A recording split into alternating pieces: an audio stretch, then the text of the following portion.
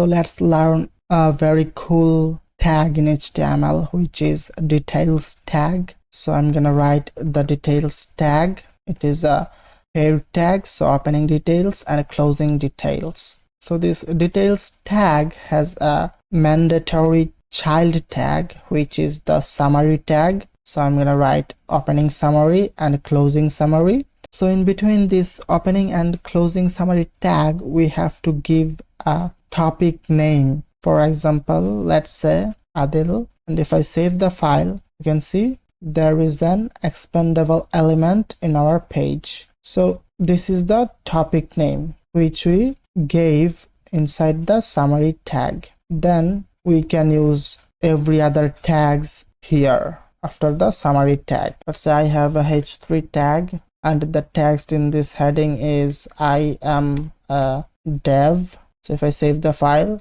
and if I expand this Adil element, then we can see that heading here. So we can add an image also. For example, let's say I'm gonna write the image tag, and in the source I'm gonna give a value which will be a path of an image. So we have an image in the second folder. So let me write the path of that image. So I'm gonna go to the second folder. Then we have the pic.jpg. And for the alternative text, I'm gonna write Adil dev. So now if I save the file and if I expand this element, you can see we have the image, and we can close the element also. We can expand, we can close. So this is a very cool tag or element, you can say, because we can add some level of interactivity using this without JavaScript. I know JavaScript is important for other interactiveness, but this can